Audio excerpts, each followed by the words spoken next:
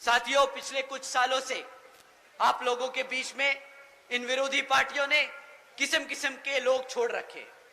अब नाम लेके उनको बताना क्या, उनको हवा देने की कोई जरूरत नहीं, पर वो आप लोगों को कुछ इस तरीके से भटका रहे हैं, वो मैं काम आपके सामने रख देता हूं और आपको बोलता हूं कि आपसे विनती करता हूं कि उनके चक्करों में ना पड़े, क्योंकि एक बार आप उनके चक्करों में फंस गए तो फिर वहां से निकालना बहुत मुश्किल होगा। साथियों, यह आदमी अपने आप को मसीहा बताता है। यह आदमी कहता है कि मैं सड़क पे उतरूंगा अपने समाज के लिए, आंदोलन करता है, झगड़ता है, लड़ता है, हमारे युवा साथियों को लेके पहुंच जाता है। फिर क्या होता है, हमारे युवा साथियों पे मुकदमे होते हैं और जैसे ही मुकदमे होते हैं वे बेचारे ढूंढते फिरते हैं कि भाई साहब हमें बचाओ। वो आदमी फिर यहां से छोड़ के दूसरी जगह भाग जाता है, वहां पे आंदोलन करता है और इस कारवां में हमारे सभी युवा साथियों पे मुकदमे दर्ज कराता जा रहा है। अगर आप पे एक बार मुकदमा दर्ज हो गया साथियों, तो सरकारी नौकरी मिलने में मुश्किल हो जाएगी, रोजगार मिलने में मुश्किल होगा।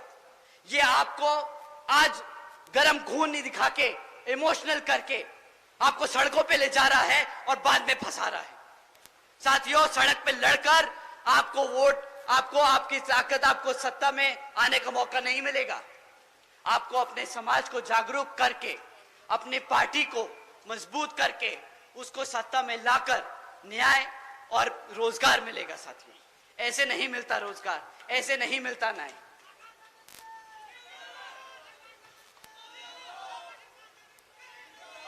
साथियों, अभी पिछले कुछ दिनों में इस व्यक्ति ने अपनी पूरी जी जान लगा दी कि वो इंडिया अलायंस में घुस जाए। किसी तरह अगर इंडिया अलायंस में घुस गए तो भाई अपनी एक सीट निकाल लेंगे। बेचारा घबराता है कि अपने आप लड़ना पड़ जाए तो जमानत जब्त हो जाएगी।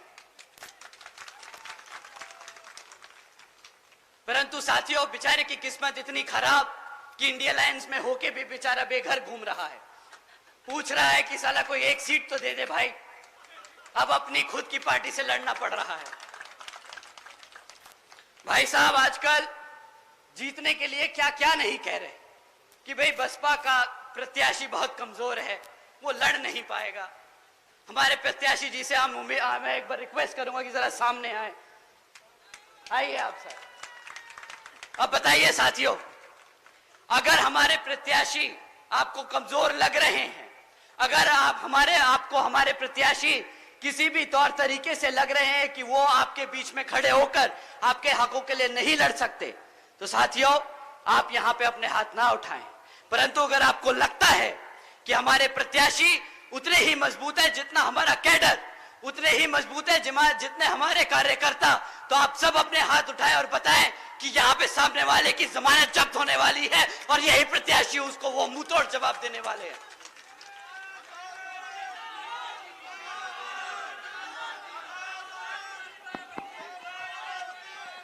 सुरेंद्र पाल, तुम आगे बढ़ो। सुरेंद्र पाल जी आगे बढ़ो। सुरेंद्र पाल जी आगे बढ़ो।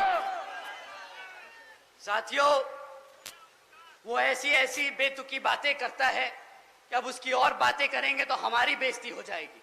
तो अब हम इससे आगे बढ़ते हैं।